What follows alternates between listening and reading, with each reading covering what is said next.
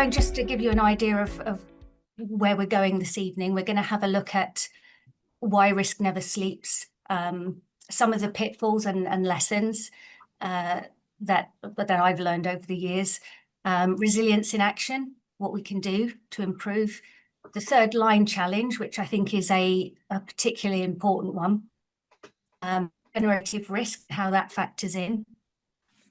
And then we're just going to have a chat at the end around some of the challenges and how we can perhaps move from compliance to confidence using some of this new information or additional information.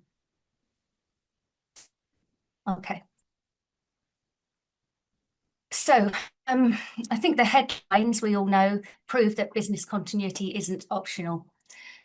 The introduction of AI as well, it hasn't just added an attack vector, it's multiplied the speed, the volume, and the realism of existing ones, where attackers used to need weeks of planning. Now with AI, they can launch highly adaptive campaigns in hours. Jaguar Land Rover was one of the case studies I wanted to use this evening. So shut for weeks by a cyber attack. But what's different now is that AI-powered malware could adapt faster to bypass their layered defenses, meaning their outages could escalate faster and the recovery costs could soar. If we look at the recent Marks and Spencer attack, I think we all know about that one. And also the Co-op, they were both impacted by the SIM swap cyber attacks. M&S lost 600 million, while the Co-op received recovered far faster, thanks to their tested resilience plans. And again, AI can now automate SIM swaps and identity fraud at scale, making it harder for telecoms and banks to spot unusual activity. It's also been published recently that 93% of UK cyber incident recently, and yet they're 21% less likely than their global peers to have tested recovery. And this shows how attackers, often AI-driven, are evolving faster than the resilience practices that we have in-house. And 72% of organisations had IT outages last year, with over half losing significant revenue. Imagine that coordinated swarm attacks on cloud or network providers. The outages could cascade across entire sectors.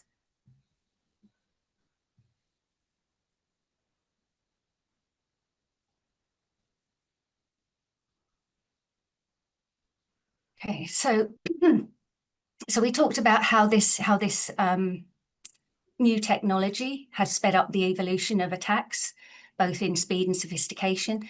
AI-enabled defences to keep pace with the attacks that are coming in. This matters for resilience because AI attacks evolve faster than the defence bases can adapt. Deep fake-driven fraud undermines confidence in digital communications. And then if we look at the volume and velocity of attacks blocked, AI means the sheer number of attempts overwhelms our response teams. So it's definitely a quickly changing picture. And I know we have quantum on the horizon now as well, but we're not gonna touch that today. So is there an emerging risk if we look at, say, new technologies and the like? Is there an emerging risk that is perhaps under-assessed in your organisation, or you think is something to be concerned about? Perhaps you could just put some notes in the chat. I'll see if I can find them.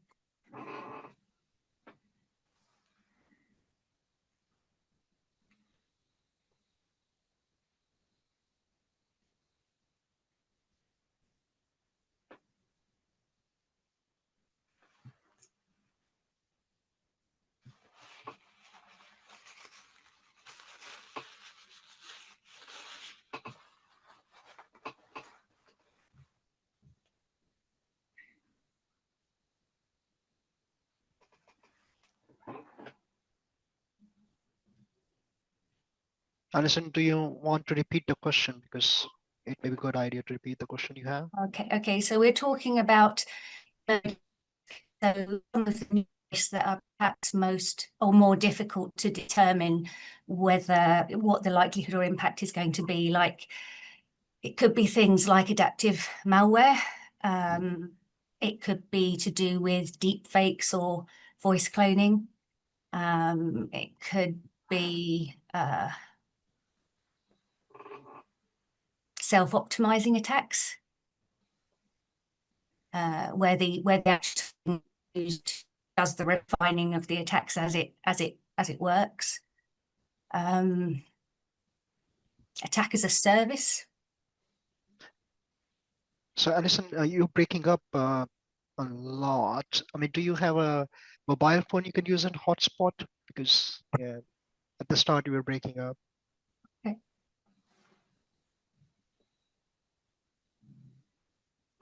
Is that happening for everyone? Yes, I asked, and it seems like general issue. Sorry. That's all right. I can hear you fine.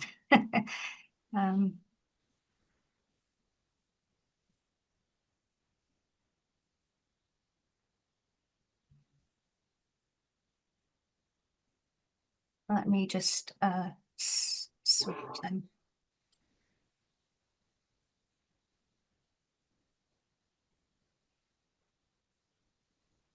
Might anything.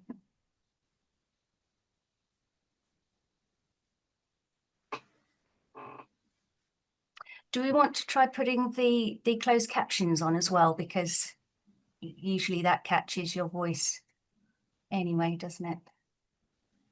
How do I? Okay. Emmanuel, do you know how to turn the captions? Oh yeah, I got it. Yeah, I've done it. Yeah, okay, yeah, thanks.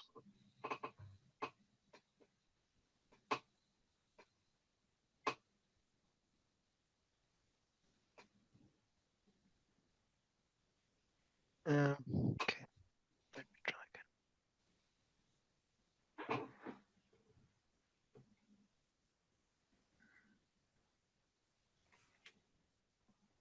Okay. I'll switch to personal hotspot. Yeah, I've turned this caption on, so it's appearing on the screen now as well.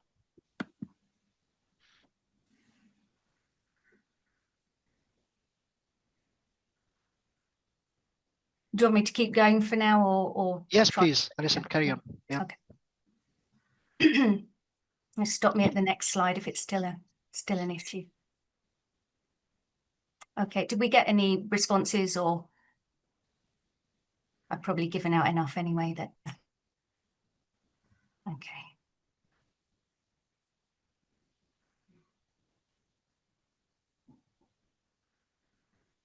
Yeah, I think let's continue, Alison. All right. So the third line of defense, we mentioned that towards the beginning. So the IA's 3 lines model gives audit independence. That third line reviews compliance rather than resilience outcomes. So I've put a picture of it from their manual on the slide here. And as you can see, that third line of defense, the internal audit, the governance role, instead of being siloed, it actually has oversight of the whole organization. It's not just on its own now. It has a view right the way across everywhere else. So this highlights how the third line isn't just another silo. It's separated in its structure for organizations that follow this model. It reviews both lines 1 and 2 professional bias. It's directly accountable to the board, and it's that independence and that complete oversight that gives it its power, if you like. Excuse me. The problem that exists today in a lot of organisations that have this model, and this model, as far as I'm aware, is still probably the most comprehensive one out there, is that it often mirrors compliance checks rather than resilience testing. So whilst it has the ability to look further and to look across departments, it's not necessarily doing so. So from that perspective, it's opportunity with a lot of companies, because it's only that third line that sees across the silos, across the culture, and across the organisation as a whole. So best practice would be to adopt an assume breach mindset, it's called. I don't think that's a particularly intuitive name for it. But essentially that's testing as though work's already and you use automation for failover and reporting, etc. So you're not just testing for whether the controls exist, which is typically what happens, but you're testing for how the organisation reacts once those defences have already failed. So, for example, what happens if your primary data centre's gone right now? If there is an incident, there's very rarely just one. Usually there's more than one thing going on at a time. So that's why that approach can be a lot more beneficial and can bring out a lot more areas to be considered. Okay. I think I'm going to talk more about on the next slide, but essentially it's where they just keep popping up again and again, sometimes under different guises, but essentially where the issue doesn't really go away, it just keeps, you know, coming back as something else.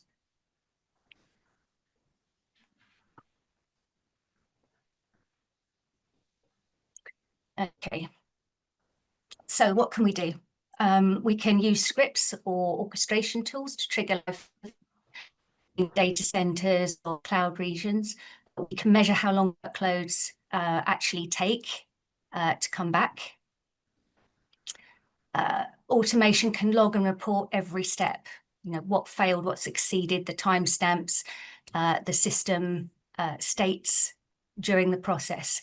And that's ready-made audit evidence. And that's something that can very easily be leveraged as well when we're looking at testing. Instead of doing tabletop exercises, simulate real production level stress. Pull the plug on a server, revoke access keys, inject corrupt data. And for those of you that are pulling your hair out right now, I'm aware that these things need to be properly planned, that we don't just pull plugs. But sometimes if we don't start testing, keep those boundaries, we never really get to experience what would happen under those stresses, whether it's human stress or technical stress.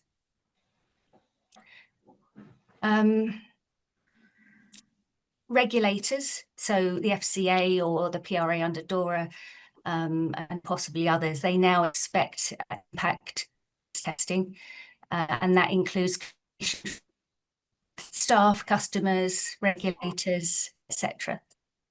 And that's another area where sometimes there are systems in place for communications that may or may work. It depends whether someone is actually assigned to looking after them. Some companies still rely on cascade testing. Sorry, I couldn't think of the word then, where each manager will call down and down. But again, if there are assumptions made, if they're not timed and tested, then again, it can be a surprise how long it takes in a real disaster. So our leaders need to be willing to break things safely so that they can test for that fragility before the attackers do or the disasters do. That's really the point here, making sure that we look at pushing those boundaries and that our leaders will support that. So if your resilience testing is neat and scheduled and comfortable, then you're probably not testing resilience, because real resilience comes from that chaos and that pressure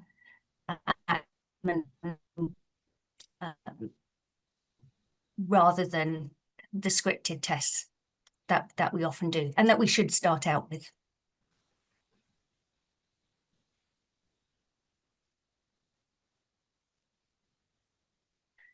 Okay, pitfalls.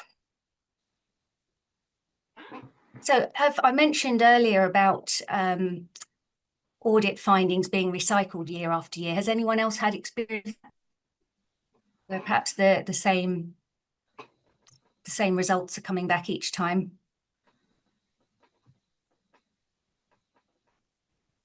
You can use emojis this time if you like. I assume it has emojis. Sorry, I'm not so familiar with Zoom. So audits show repeated gaps in quality, and those tend to form things like weak business impact analysis, so that perhaps a BIA has been done, but it doesn't necessarily cover all the areas that it should. Certainly a lot of assumptions are made, so that cross-business unit or dependencies aren't necessarily properly mapped. A lot of organizations just do tabletop testing. They have narrow risk registers. So we've recently had a new version, well, I say recently, 2022, of the ISO 27001 standard. And one of the key changes in that was to make sure that the risk registers were appropriate to the risks that mattered. Not every risk necessarily, but the important ones, and that they reflected the controls that were in place. So you would never have a risk that didn't have a control, and vice versa to a certain extent. And that is something that even now with the new standard has been very slow to come about. Poor communications is another one that crops up quite a lot, both internally and externally. And typically that's seen when we have sort of more checkbox plans. You know, have we got the documents? Are we doing what we need to do? As opposed to it actually being part of the organizational culture. So again, if we go back to Marks and Spencer's and Jaguar Land Rover, so they had real consequences for how they're managing their strategies, their resilience. Marks and Spencer had downtime. Jaguar had supply chain halt. And they highlight exactly what happens when organizations treat business continuity and compliance like a paperwork exercise rather than a lived practice for their organization. They make excellent teaching examples. I had quite a lot of information, taken most of it out because I didn't think we would have time to go into too much detail. But Marks and Spencer, for example, they had a continuity framework. But without the rigorous testing and the cross-sector threat modelling, it collapsed from what was really a predictable cyber resilience scenario. Same with Jaguar, they treated resilience as a technical or an IT risk rather than an enterprise-wide continuity risk. And that's why the ISO standards require a joined up board-led approach, and that was missing for them. And that's why they made particularly good examples for this discussion.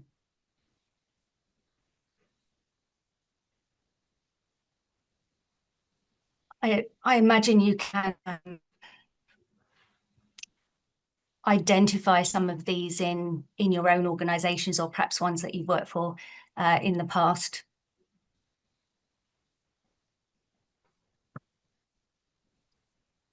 Alison, we have feedback from the audience, Oh, okay. Brianne, Yeah. and it's about number 3, which was about narrow risk management practices. Is maybe a common occurrence.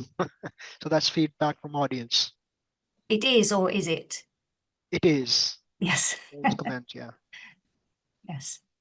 Yeah, and I guess the reason that's such an important thing to identify is that it really is the heart of any of these frameworks is the risk management that's done at the beginning, because that sets the level for what needs to be done, what doesn't need to be done, what the priorities are.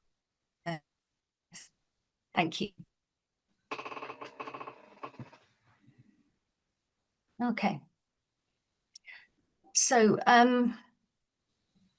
good practice then means moving from plans into action. So we've got things like Bank of England resilience stress tests, DORA requirements, the recovery time objective, recovery point tested.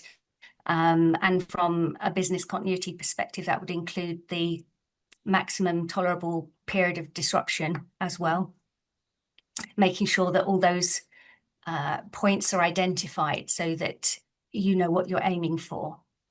And then, of course, the crisis communication plans, including regulators, staff, customers, etc., so that if something does happen, you're not trying to think on the fly, and that those communications are established and well known and be launched quickly.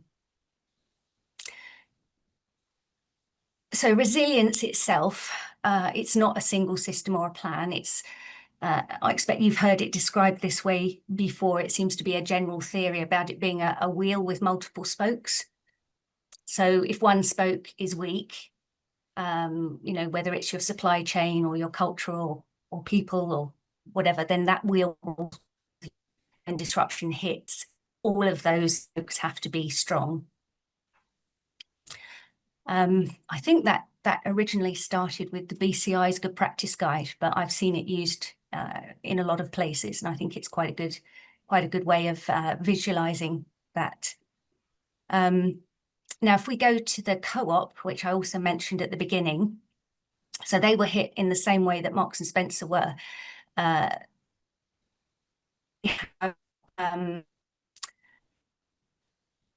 Governance as resilience. Their resilience is not just about systems and processes, it's also about trust, it's about ethics, it's about stakeholder alignment. So it was much broader. And that shows that embedding ethical governance into trade policies can create resilience by reducing reputational risk and reinforcing trust and during and after crisis. And that really helped them through that. They recovered much more quickly. And more than just compliant paperwork, cooperative models, they spread accountability and they embed resilience across the different silos of the business. So if you think about your organization or an organization that you have worked for, has anyone any strong views in terms of which resilience, which spokes of that resilience wheel is typically the weakest? I'm interested in your feedback. So that could be people, processes, technology, supply chains, facilities and infrastructure, information or data, culture and values, resilience.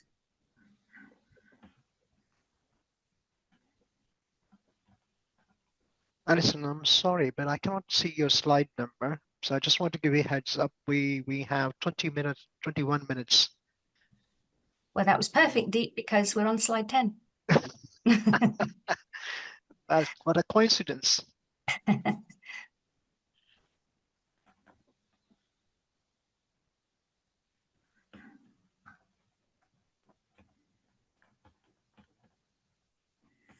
I'm not sure why I can't see the chat. I can see the chat, but it doesn't do anything. There's nothing in it when I look. So,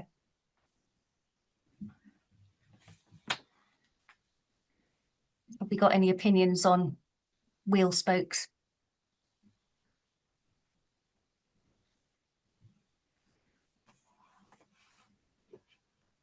What I've seen, Alison, is mostly it's about, people and culture.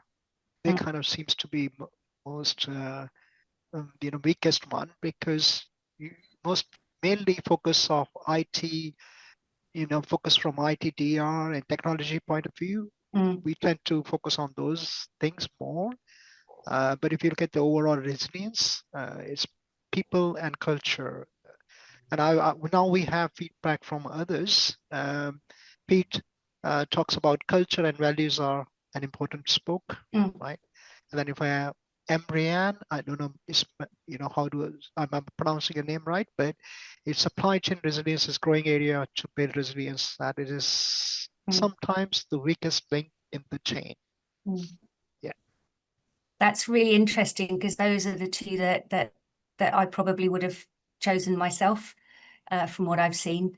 And it's not that organizations don't have values, it's whether the staff are feeling the benefit of those values. I think a lot of the time they can be a bit of an afterthought, or just not considered as part of resilience generally. And the supply chain, absolutely. I think that is definitely from auditing and from working with other companies, it's one of those areas where if an organization is working towards standards, they will be checking that their immediate partners and suppliers are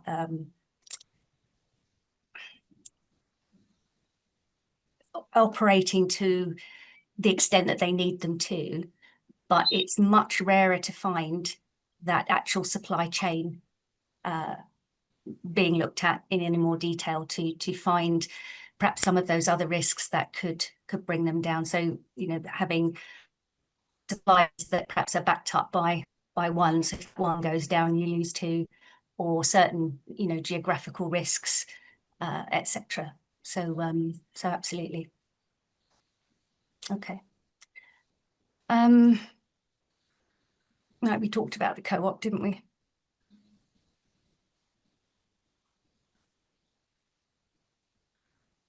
Yeah. Okay. I don't think I had anything else to add. Those you just keep popping up. Okay. All right. So the other aspect to look at would be assumptions, because this is another thing that I've fallen foul of, and I think a lot of us do. If we're looking at these kind of things, we make assumptions. It's natural. We don't even realize we're doing it sometimes.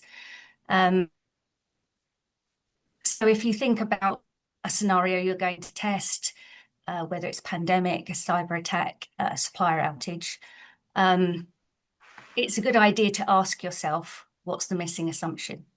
And you will probably find some, but there will probably be others that you hadn't noticed.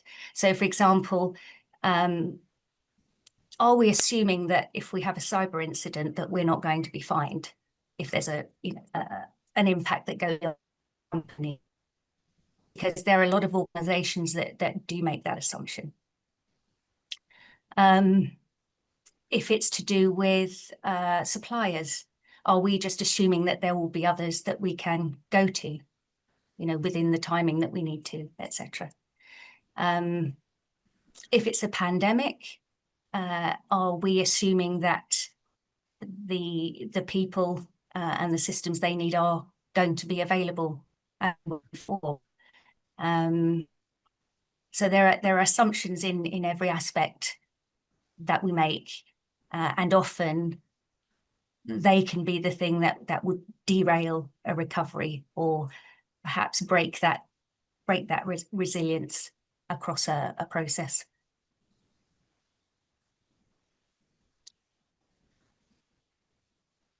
I don't know, has anyone got any examples of have any of you been involved in practice testing or even business as usual, where assumptions have been made and perhaps it could cripple recovery? That's probably a bit of a stinker, but I'm going to ask it anyway.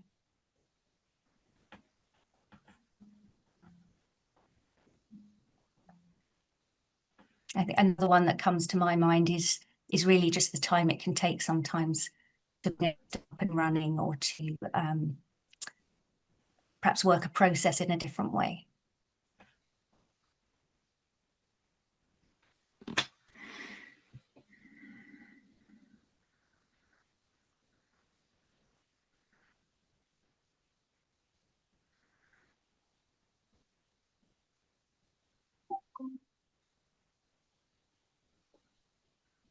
Okay.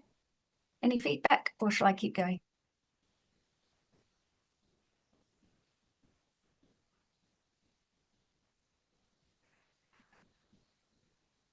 Okay. Alison, keep going. Sorry, I was trying to unmute myself. Okay, there's my favourite slide. This one's about regenerative risk and creating value. So I'm just touching on this one because I do think it's important, and it's certainly something to think about.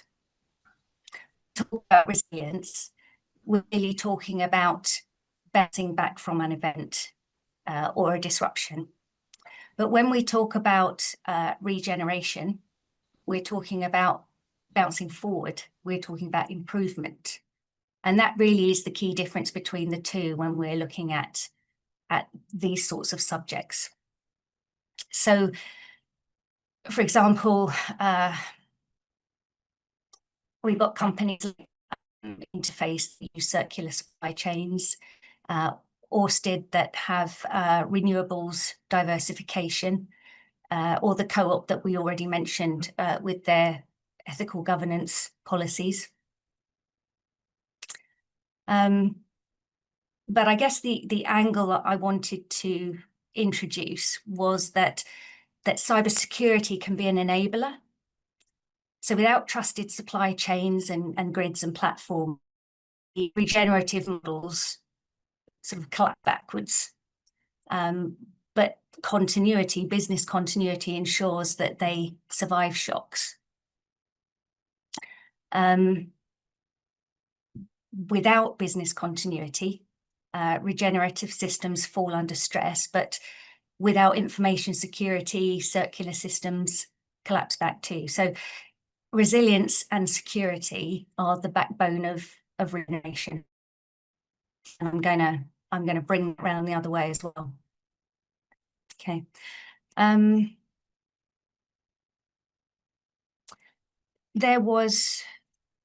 There's been quite a lot published about this Lamplighter program when it comes to employee well-being and the difference it has made to employees. So I just thought I would mention that one as well, because it talks about, and that's, as we've already discussed, one of the things that can be overlooked. Okay.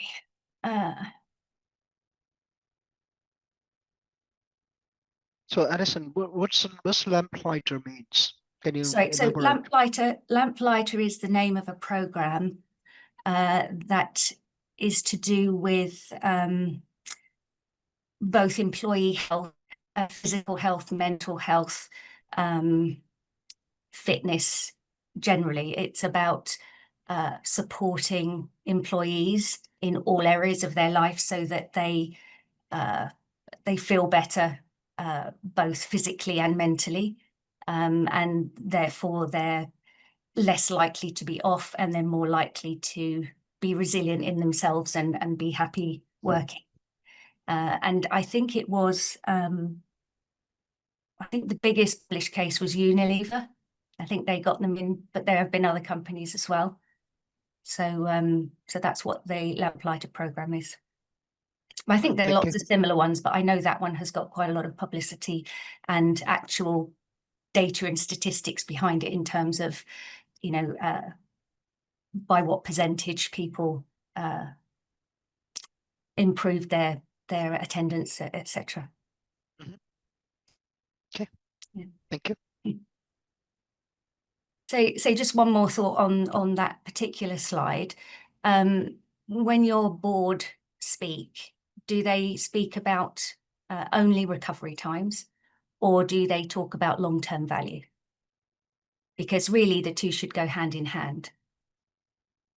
So just something to think about there.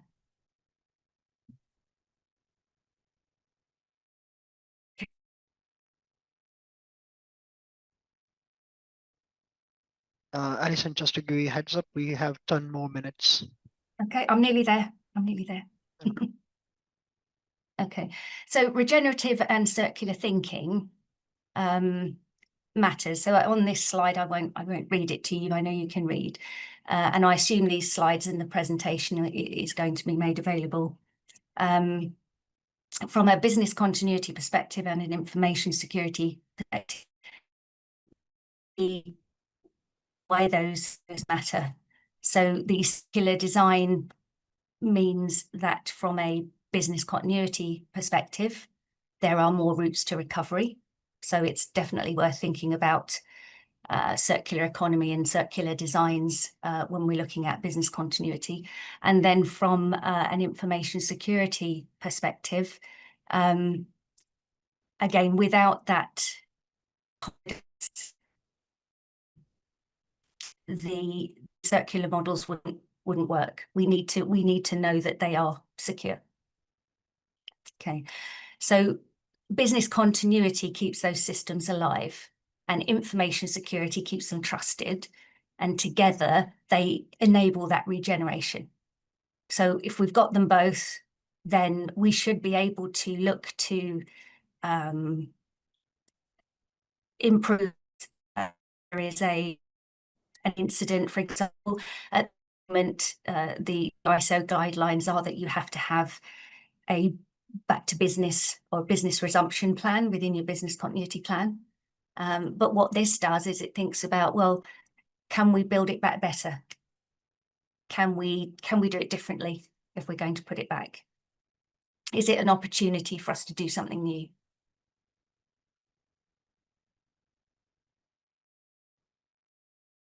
Okay. Needs this.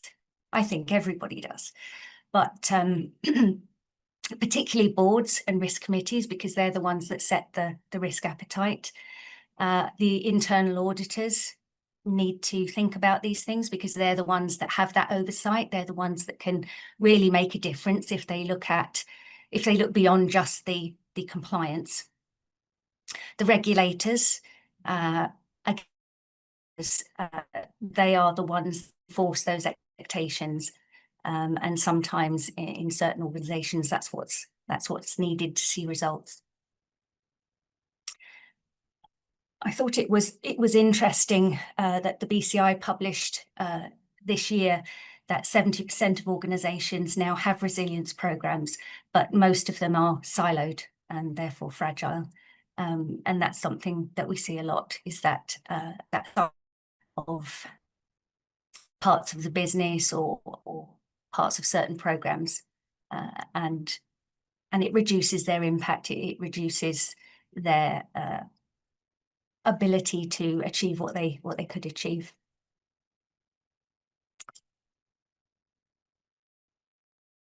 Okay, so from compliance to confidence. So we the third line of defence. So we need our auditors and the governance teams. We need them to evolve from hindsight to foresight, and they can do that by moving past the the compliance checklist to actually looking across the business and testing resilience as well, because they're in a really good place to do that. The pitfalls that we've about business continuity against the ISO standard, which is the baseline we've used today, they are cultural, they're not procedural. So that is something else that would need to be addressed. We've talked about business continuity being the backbone of resilience. And we've had a look at regenerative framing for long-term value, which is really a lot of organizations should be going next. Some are, some aren't. Everyone's at different stages, but that's really where it's likely to go. So looking at it now is going to be useful. So I think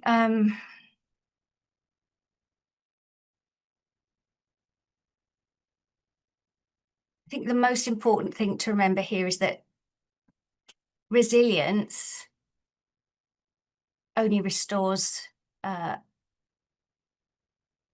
cost, but resilience that regenerates is an investment. So it reduces risks, it saves money, it builds trust, it opens new markets. So that resilience plus regeneration has a much bigger impact, a much bigger positive impact. So have a think about, I'm not going to ask you to put it in the chat because we haven't got much time left, but if you could make one change tomorrow to move from compliance to confidence, what would it be based on our conversation today? What do you think you might be able to achieve?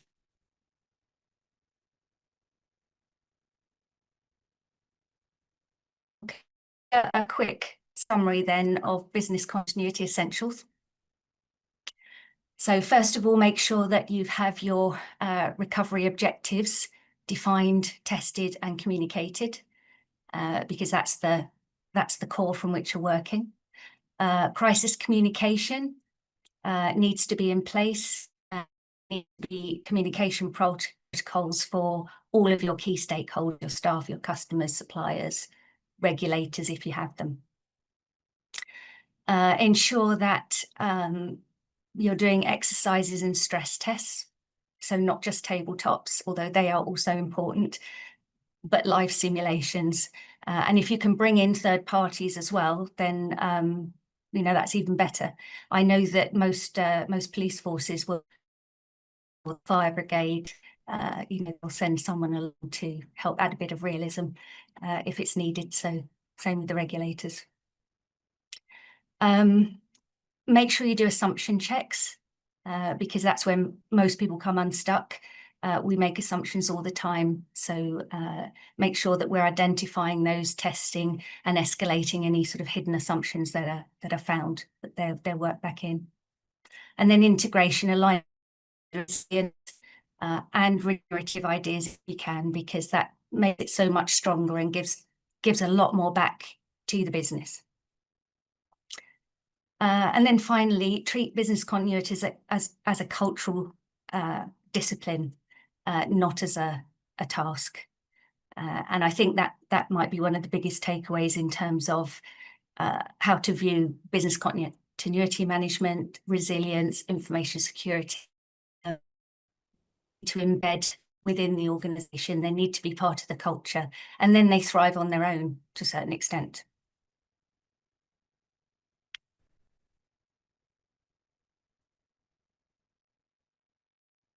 Okay. How much time have we got left? We're there. Okay. We are almost some there. Things to take away with you, some questions to take away then.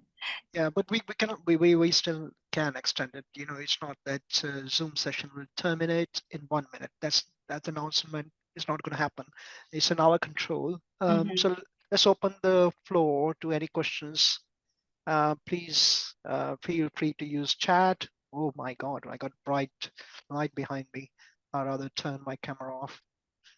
But yeah, please use the chat to, any questions, raise any questions you may have, or just unmute yourself and ask questions to our excellent presenter, Alison, today.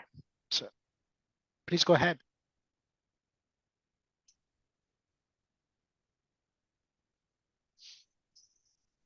If not, feel free to answer one of mine.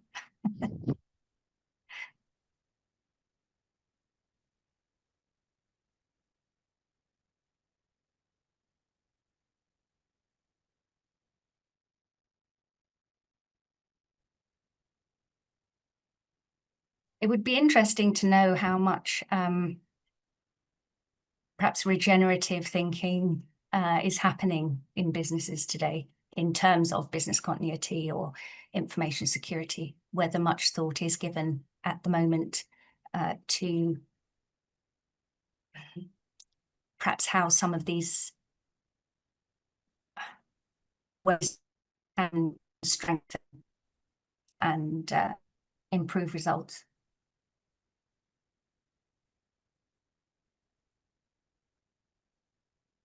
I know that even a lot of the organizations where they have really strong ESG in place, as well as certificates coming out of their ears, oftentimes they're still very siloed. Indeed.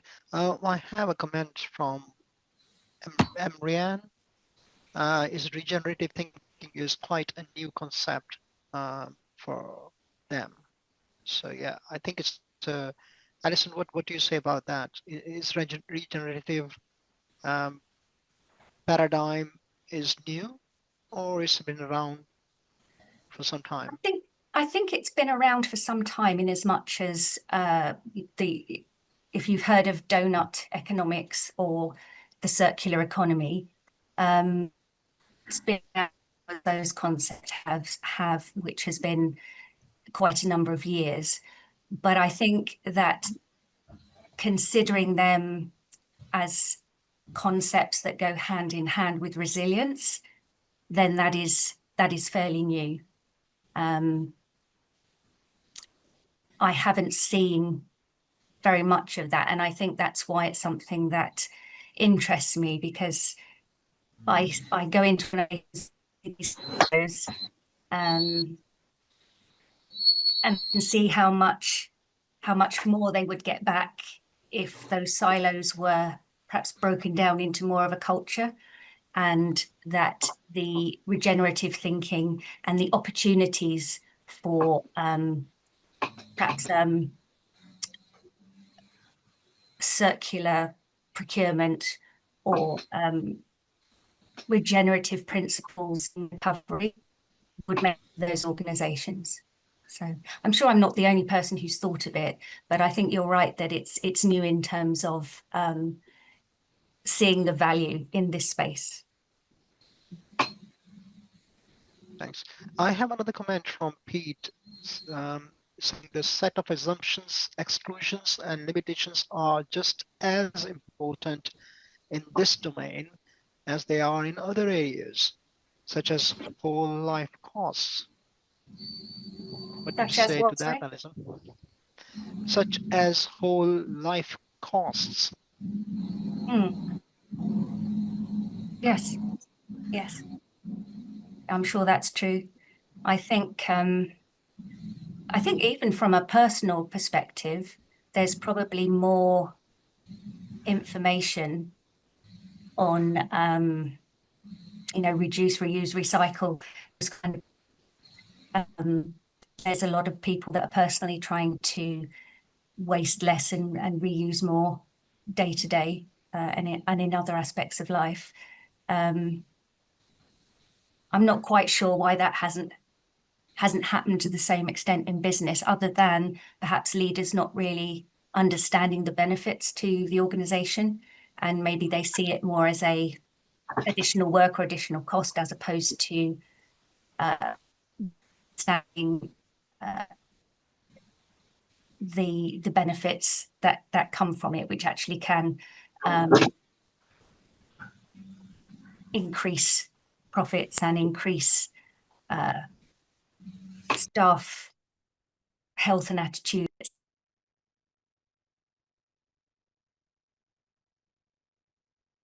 Sorry, Alison, it seems you got on mute. Can you unmute yourself? Sorry. Okay, I don't know how that happened. Yeah. Did none of that come over? No, I think we missed the last sentence you were saying. Oh, okay, yeah, I was just saying that I think it's just that sometimes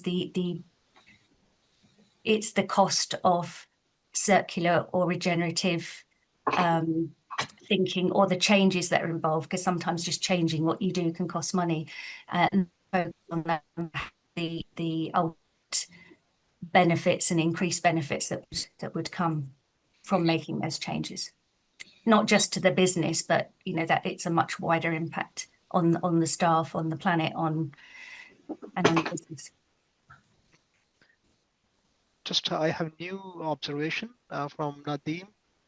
It says a holistic approach with more collaboration and consultation with all stakeholders and components of an organization should be the direction. Yeah, absolutely. Yep. Yeah, and this is where those silos break down, and the real communication and the real changes happen. Yeah. Indeed. Well, we are slightly running over time, but that's fine. It's good, insightful discussions.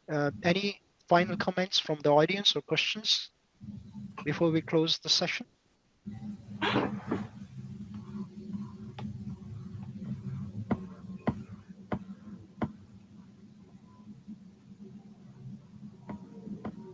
As one of my previous boss used to say, going once, going twice. All right, it's gone. So thank you very much, Alison. It's been very insightful discussion and presentation. And we all can take the concept of regenerative paradigm to organizations and make a difference to not only the organization, but communities and the society at large. So thank you very much all for attending and making time.